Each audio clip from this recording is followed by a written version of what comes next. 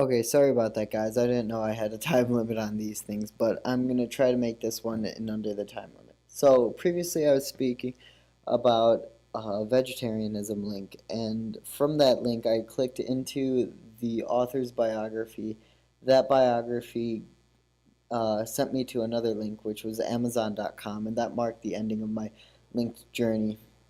It seeing that uh, the topics of dark matter, vegetarianism, and a consumer website were all so closely linked has something to say about the topics. However, I also think it's important to note that there is a theory that says there are some degrees of separation, some low number, maybe 10 degrees of separation between every single website. So you are only 10 clicks away from every other website on the internet.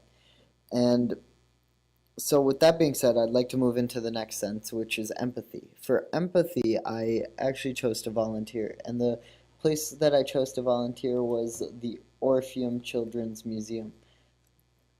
Here I worked with children and parents on a building fair. Specifically, I ran an event called Toddler Town, which was mainly just a place for the younger kids to go and play with building blocks or blow bubbles or play with sand.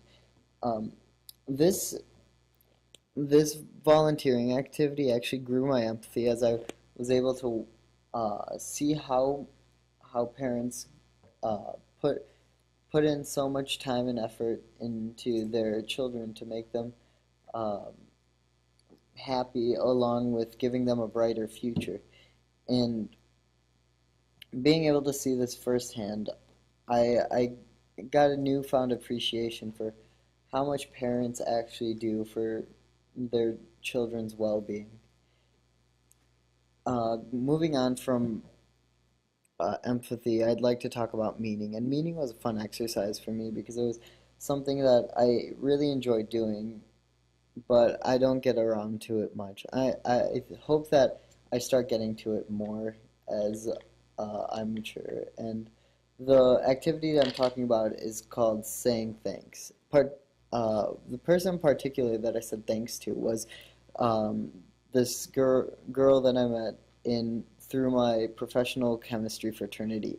Her name's Shooks, and she was instrumental in the smooth transition from high school into college for me. And she was always so compassionate, always providing me support no matter what situation I was in. And I have her to thank for making it such a great year for me.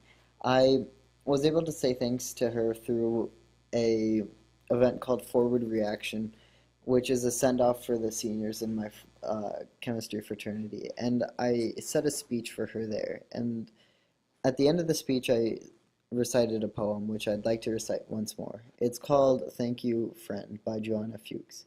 It goes, "Thank you, friend, for all the things that mean so much to me. For concern and understanding, you give abundantly. Thanks for listening with your heart, for cheering me when I'm blue, for bringing out the best in me, and just for being you.